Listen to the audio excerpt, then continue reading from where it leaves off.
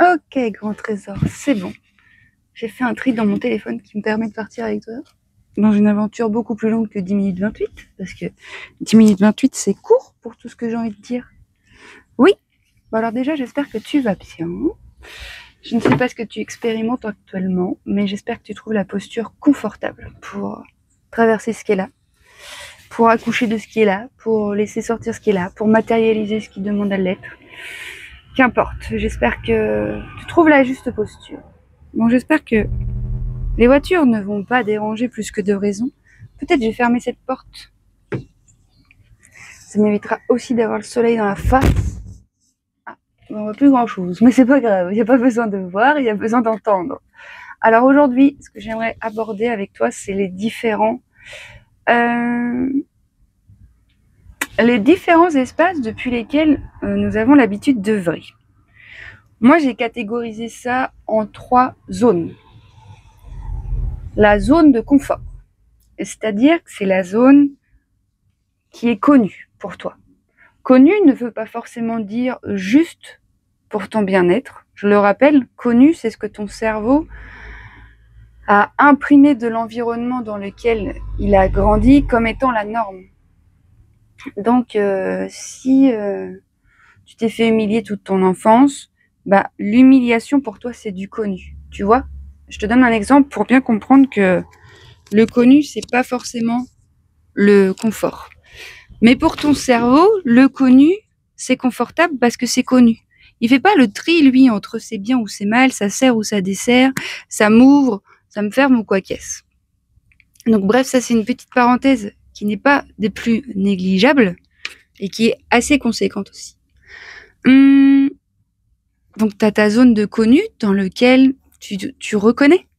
Tu peux évoluer aisément puisque tu as l'habitude, de par l'expérience directe étant enfant ou autre, que tu as activé étant adulte. Maintenant, la conduite, après 10 ans de permis, bon, peut-être même beaucoup moins pour certains, c'est une zone de confort, la conduite.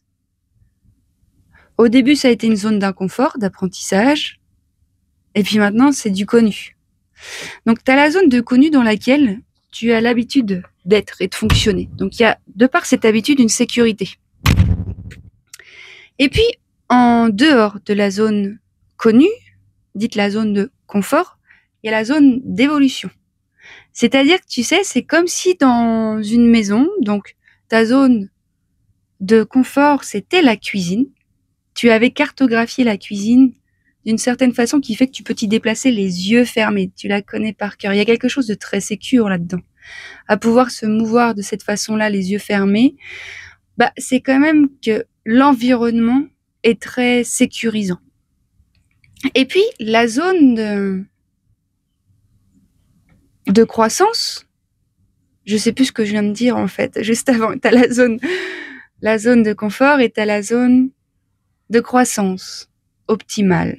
Celle où, après avoir cartographié toute la cuisine, bah, tu t'aperçois qu'en fait, le long du mur, il y a une porte. Et du coup, tu vas pousser cette porte. Et puis, avec la lumière qu'il y a dans la cuisine, bénéficier de la sécurité de la cuisine pour aller explorer la pièce d'à côté. Donc, tranquillement, tu continues à explorer, à accroître ta zone de confort, mais tranquillement. Avant que cette nouvelle pièce soit devenue une zone de confort, va falloir faire des allers-retours, prendre le temps d'explorer cette nouvelle pièce, de la cartographier, d'y placer des espèces de repères sécures, à savoir, bon, bah là, attention, il y a un angle qu'il n'y a pas dans la cuisine. Ça fait 2 fois que je me le prends. Je le reconnais. Je le répertorise dans mon dedans. Je sais qu'il y a un angle ici. Donc, je vais me décaler peut-être. Et puis, au fur et à mesure, cette zone que tu es en train de découvrir, de par l'habitude et la répétition d'aller la visiter, cette pièce, ça va devenir une expansion de la cuisine et la zone de confort va s'accroître. Ces zones de croissance, elles sont géniales parce qu'elles nous permettent de développer plein de ressources. Elles nous permettent de nous dépasser, de nous affranchir de certaines zones inconnues encore en nous pour aller accroître la connaissance de soi. Et ça, c'est quelque chose de très confortable quand on se connaît davantage. Et puis ensuite, il y a la zone pour moi de danger. C'est-à-dire que de la cuisine, peut-être, tu vas ouvrir cette porte que tu viens à peine de percevoir, puis tu vas courir pleine balle, tu vas en ouvrir 12 autres, et puis là, tu vas te retrouver dans la pénombre, sans aucun repère, avec plus aucune visibilité par rapport à ta zone initiale, ta cuisine. Et du coup, tu vas être là, tu vas user de ressources internes, mais qui vont demander beaucoup trop d'énergie par rapport à ce qu'aurait pu être l'évolution si tu étais passé par la zone de croissance, tranquillement, cartographier, accroître, sécuriser, prendre confiance pour ensuite investir ces nouveaux espaces. Et en fait, je te prends ça comme exemple pour que tu puisses faire des analogies, enfin, à travers cette analogie, pour que tu puisses faire des ponts dans ta vie. Là, toutes les zones, les 3 zones sont magnifiques. C'est vrai, il n'y en a pas une qui est mieux qu'une autre. C'est juste en fonction de la façon dont tu vas être dans ces zones. Si tu es ignorant et tu restes en mode, c'est comme si tu essayais de bâtir un empire uniquement dans ta cuisine alors qu'il y a plusieurs zones à découvrir, bah tu vas te limiter. C'est comme si tu n'étais pas en permanence en train de découvrir sans te restaurer de temps en temps et te régénérer, bah tu vas t'épuiser. Et puis la dernière zone, qui est la zone, je ne sais plus comment j'ai nommé juste avant, mais où du coup tu vas beaucoup trop loin, beaucoup trop vite, beaucoup trop tôt, ben là il se peut que tu crames toutes tes ressources et que finalement tu deviennes... Je te dis ça parce que moi dernièrement, dans ces 4... Enfin, faut que j'arrête de dire ces 4 dernières semaines parce que plus le temps passe, plus elles sont plus loin ces semaines. C'est-à-dire que moi, dans ma zone de confort, il y a certaines choses. Dans ma zone de confort, j'ai des besoins. J'ai besoin de stabilité, j'ai besoin d'une routine, j'ai besoin, même si elle n'est pas millimétrée à la seconde près, j'ai besoin le matin de m'accueillir, de prendre du temps pour moi, j'ai besoin de nature, j'ai besoin de mouvement, j'ai besoin de musique, j'ai besoin de liens authentiques, j'ai besoin de repos, j'ai besoin de connexion avec ma paupiette, j'ai besoin d'être en lien avec les gens que j'aime. Tout ça, c'est ma zone de confort. Oui, bah tu vois, c'est pas forcément quelque chose de matériel. Hein. Parce qu'après, une fois que tu as cartographié ta zone de confort, ce qui contribue à ta zone de confort, tu peux te permettre de la déplacer cette zone, puisque c'est en toi. Je te dis ça, oui, donc parce qu'effectivement, les dernières semaines ont été pour moi une zone de croissance, mais border avec la zone de danger. C'est-à-dire que pas suffisamment d'espace pour me régénérer, trop dans le faire, trop longtemps dans la zone numéro 2 d'adaptation. C'est-à-dire que j'ai pas fait zone de confort, zone d'adaptation, zone de confort, zone d'adaptation pour que les deux puissent fusionner puis devenir une zone de confort plus large. C'est-à-dire que la vie a été quelque peu éprouvante. Disons que c'est pas la vie en elle-même qui a été éprouvante, mais mon incapacité à m'offrir des espaces de régénération dans ma zone de confort qui fait que j'ai été carencée en régénération. Et du coup, là, ce que j'expérimente, je vous l'ai déjà dit la dernière fois, c'était plutôt l'énergie de la dépression.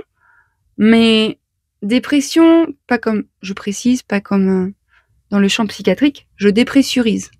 C'est-à-dire que je dors beaucoup. Mais je veux dire beaucoup. Genre, je dors la nuit. Mais genre, dimanche, j'ai fait 3 siestes dans la même journée. Une sieste le matin, une sieste l'après-midi, une sieste après celle de l'après-midi. Et je veux dire, dans ces zones-là, que je connais, puisque je ne cesse de faire des allers-retours, hein. Je n'ai pas construit un empire dans ma zone de confort, comme je n'ai pas en permanence, je ne suis pas en zone de danger, je fais des allers-retours. Et puis quand j'accrois ma zone de confort, bah faut pas croire, après il y a toujours une autre zone à découvrir, une zone de croyance qui est nouvelle, qui est pas dans la même configuration que celle d'avant. Donc ça demande une connaissance de soi, une priorisation sur ses besoins pour être en mesure et en capacité de naviguer dans le monde, dans ces différentes zones, et se repérer en mode attention, là je suis en zone de croissance, ça fait 2 jours que j'ai pas pris 10 minutes pour moi. Et c'est vrai que dans ce brouhaha du monde et dans ce rythme effréné, c'est incroyable comme j'ai l'impression que pour beaucoup, la zone de confort est pour moi synonyme de zone de danger. Je veux dire, c'est tout le temps à fond, il n'y a pas de régénération optimale, il n'y a pas de silence, il n'y a pas de pause, il y a toujours du faire, il y a toujours du lien, il y a toujours des espaces investis par ces autres que nous aimons tant, mais dont nous avons besoin de nous défaire de temps en temps pour nous régénérer tout simplement. Et du coup, c'est pour ça que je comprends à quel point les distractions dans cette société sont devenues une nécessité. Parce que les distractions, c'est ce qui permet aussi de pas se remettre en question, de pas se poser de questions, de pas craquer sous ce poids d'une zone qui ne nourrit pas nos besoins et pour continuer à avancer. Mais à un moment donné, la distraction, elle ne suffira plus non plus. Je te dis ça parce que moi, j'observe que quand je suis dans une zone de danger, mes perceptions du monde sont trop... Alors, je suis déjà quelqu'un de très sensible, mais alors dans ces zones de danger où ça fait trop longtemps que je n'ai pas été dans ma zone de confort, que ça a été trop intense, que ça a été trop long, eh bien, ma vision du monde en est teintée. C'est-à-dire que je ne vais voir plus que le chaos du monde, puisque je suis au cœur même du chaos dans mon monde. Et alors là, il s'agira de se connaître, de faire suffisamment confiance en le processus de restauration pour s'arrêter complètement. Mais chose incroyable, c'est que la vie t'arrête de toute façon. Je suis allée récupérer mon camion! Ça y est, hier, je suis allée récupérer mon camion. Et j'arrive. J'arrive et puis le garagiste il me dit bon viens on va l'essayer ensemble voir si ça fonctionne. Et là il démarre plus. Genre il démarre plus du tout. Et genre Fred m'a dit bah oui je t'ai dit ça m'a fait ça dès le lendemain où t'es parti. Et je dis ah bah oui mais ça c'est normal. La doudouse elle a besoin de sa maîtresse pour être en sécurité. Il me dit non mais blague à part c'est ta batterie qui doit être morte. Et je dis ah non pas du tout blague à part chouchou là la batterie elle est neuve. Je dis bah oui mais regarde il me dit à moins que ce soit ton démarreur. Je dis, mais non, mais là, c'est pas du tout drôle, hein. Je veux dire, je dis, là, je crois que je vais pleurer. J'étais vraiment en mode, en plus, hier, je me suis tapé 4h30 de route pour amener la voiture de prêt et récupérer le camion. J'ai fait une mission stop entre les deux, dans une chaleur des plus conséquentes.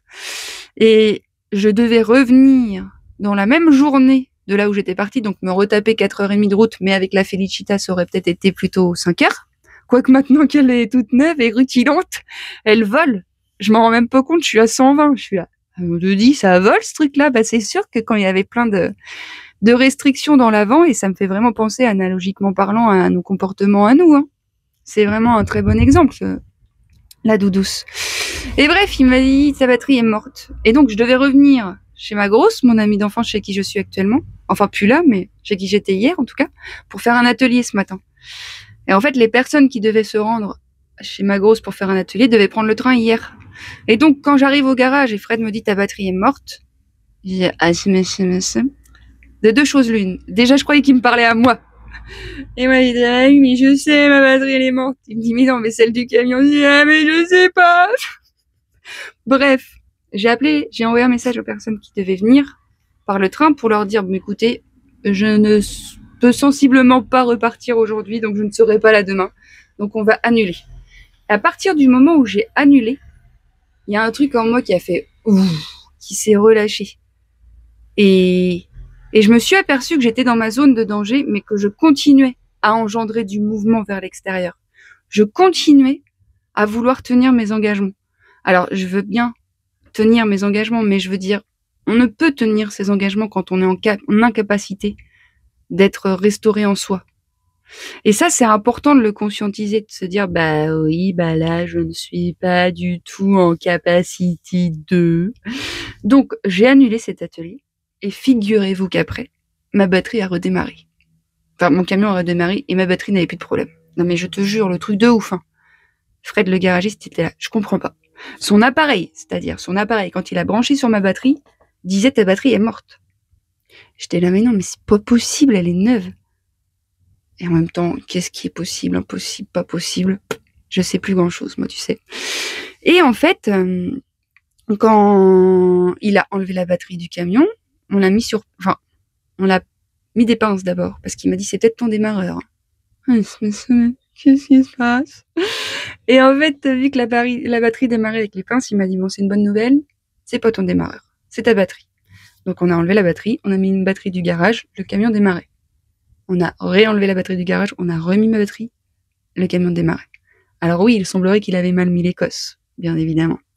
N'en demeure pas moins que je trouve ça très drôle d'avoir expérimenté ça et d'avoir expérimenté dans ma chair qu'après avoir annulé mon atelier, je me suis sentie un regain d'énergie. Mais c'est comme si ça me coûtait Coup t'aide encore. Bah non, paupiette. Bah oui. Il y a du monde, c'est normal. Et donc, je vois bien qu'effectivement, quand je suis dans cette zone et que je ne m'offre pas d'espace de pause, mais de pause intégrale, c'est-à-dire que même la présence de l'autre, même si cet autre est mon aimé, je ne peux pas. J'ai besoin que de mon son de cloche, j'ai besoin que de mon rythme, j'ai besoin d'être la seule en mouvement dans mon champ, et paupiette aussi, bien évidemment, mais pas quelqu'un d'autre. Et en fait, bah là, je vois bien que mon regard sur le monde est autre par rapport à hier. Je suis revenue un peu dans une zone de confort puisque j'ai quitté l'espace de zone de danger. À travers je ne fais pas cet atelier, je suis revenue un peu plus dans une zone de confort où mon système peut se relâcher. Parce que à travers ces différentes zones, le système qui est en jeu, c'est ton système nerveux. C'est-à-dire que quand tu es dans une zone de confort, sécure, ton système nerveux peut se relâcher. Quand tu es dans la zone de croissance, ton système nerveux, il est sollicité, mais pas trop. Juste suffisamment pour acquérir de nouvelles ressources, accroître la cartographie intérieure, et après, il a besoin de repos pour se régénérer, et puis ton système nerveux, naturellement, toutes les 2 heures, il balance. Il se balance sympathique, parasympathique. Et en fait, il est suffisamment bien câblé, ton corps, divinement bien fait, pour pouvoir accroître ta zone, revenir dans ta zone, accroître ta zone, revenir dans ta zone, faire des allers-retours pour qu'à un moment donné, cette pièce qui est à côté de la cuisine soit cette zone de confort, tu vois. Sauf que ton système nerveux, il est pas fait pour rester trop longtemps en zone de danger. Zone de danger, ça veut dire be careful, hein. Et en fait, je comprends comment les personnes peuvent faire des burn-out parce qu'elles sont en zone de danger, mais elles s'en rendent pas compte. Parce qu'en plus, cette société n'est pas vraiment faite pour... Enfin, le rythme qui est proposé par cette société ne va pas dans le sens du vivant. Donc voilà, ces 3 zones existent. Et le but, ce n'est pas de construire, comme je te disais tout à l'heure, un empire dans une zone plutôt qu'une autre. C'est d'accepter le mouvement, d'avoir la lecture du vivant, la connaissance de soi, pour se dire, attention, là, ça fait trop longtemps que je ne suis pas allée dans ma zone de confort, ou au contraire, attention, là, ça fait trop longtemps que je reste dans ma zone de confort et que je refuse la croissance sous couvert de peur. Et quand je refuse la croissance, je dis non à ce qui est. Et quand je dis non à ce qui est, je crée une séparation. Un exemple. Parce que dans la zone de croissance, tu peux ressentir un stress. Et c'est normal, c'est un stress très sain. Il y a quelques années de ça, j'étais animée à un yoga du rire en prison, à Carcassonne. Et du coup, j'avais un stress. Bah oui, je suis en train d'accroître ma zone. Je suis dans la zone d'évolution. Donc le stress, il est là pour me dire, c'est du nouveau. Est-ce que tu es sûr que tu as préparé ta séance correctement pour arriver détendu et pas être là en mode putain, c'est quoi déjà? Donc effectivement, pendant 3 jours, j'ai ressenti du stress. Ce même stress qui effectivement m'a rappelé que ça faisait 10 ans que j'avais pas fait ça. Donc peut-être va falloir que je fasse une petite réactualisation, donc que je prépare ma séance de A à Z. Et une fois que j'ai eu préparé ma séance, c'était pas un stress excessif, c'est un stress qui sert, qui te permet de te sécuriser davantage. Donc magnifique, magnifique. Et je ne suis pas arrivée non sans stress, parce qu'en plus j'arrive dans un milieu carcéral où il y a des caméras partout, où il y a des portiques, où c'est une ambiance, on n'est pas à la fête foraine du village, je veux dire. Donc après, une fois que j'avais préparé cette séance, le stress qui était là, pendant qu'il était là, c'était ok aussi, je sors de ma zone de confort, c'est normal, mais je suis suffisamment stabilisée dans mon dedans, j'arrive avec une connaissance de ce que je suis venue offrir suffisamment conséquente pour que je puisse m'y déposer et ressentir le stress sans pour autant m'y engouffrer.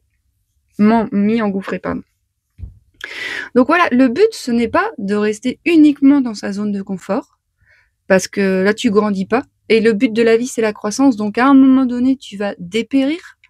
Le but n'est pas non plus d'être toujours dans la zone d'évolution, parce que ton système a besoin de se régénérer quand même.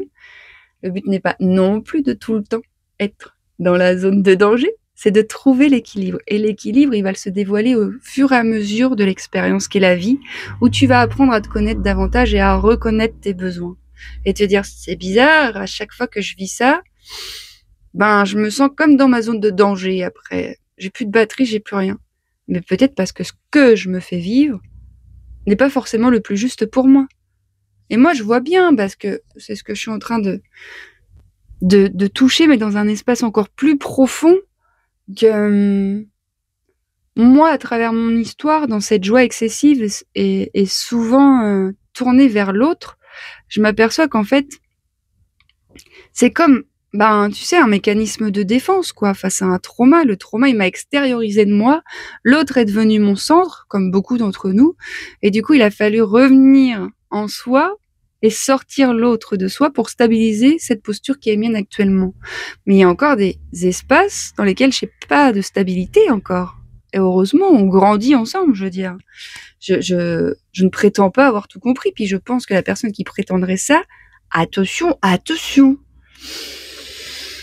Et donc, je vois bien qu'en fait, dans ces moments de régénération, donc là, je suis dans ma zone de confort, j'ai mon petit camion, j'ai mon petit chien, j'ai ma petite musique, j'ai mes petits livres. Après, zone de confort quand même dans le mouvement, ou sur ce sol français, je m'aperçois surtout sur les côtes, pas grand-chose de fait pour qu'avec un camion, tu sois tranquille. Mais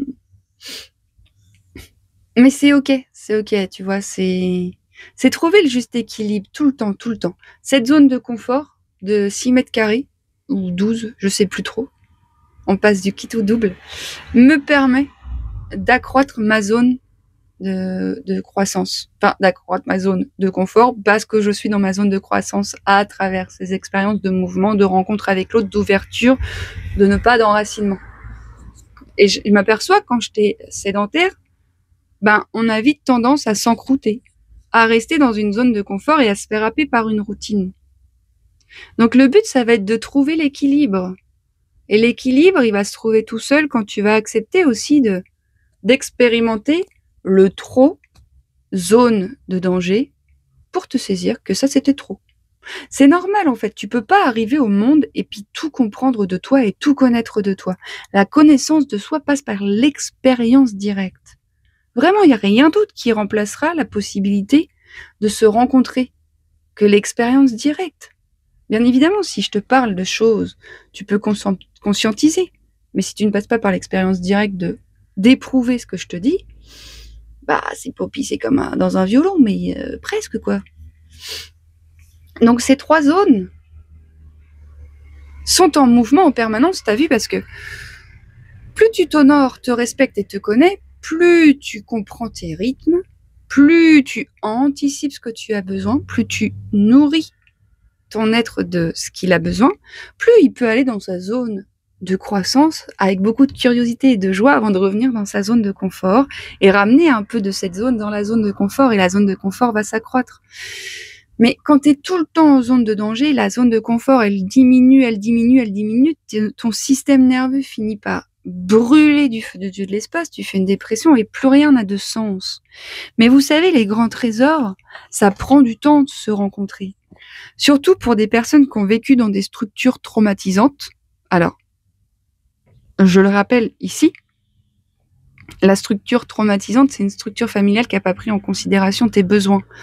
Et j'incrimine personne quand je dis ça, c'est ce qui a été, c'est juste à prendre en considération qu'en fait, quand tes besoins n'ont pas été nourris étant enfant, t'es carencé en fait, t'es carencé. Et du coup, ça va te demander un travail étant adulte pour venir penser déjà ces parties de toi qui souffrent, et après, tranquillement, de faire de toi ta zone de confort. Parce que pour beaucoup, la sécurité en interne n'est pas présente, et alors il y a quelque chose de dangereux à être soi. La zone de confort, pour beaucoup, c'est tout sauf être soi. Et c'est là qu'un travail de rééquilibrage, de nettoyage, de rencontre avec soi est, à mon sens, capital. Mais parce que moi-même, j'y suis passée et j'y suis encore, et que je vois les changements énormes chez moi, puis chez les personnes que j'accompagne. Et puis, il faut comprendre qu'en fonction du terreau aussi, ça prend du temps. T'imagines, toi, un chien qui a été battu pendant 10 ans, avec ta main, avec une main. Après, tu vas venir le caresser, mais il va la bouffer, ta main. Mais c'est normal. Mais c'est pareil avec nous, sauf que c'est beaucoup moins visible et c'est dans le subtil.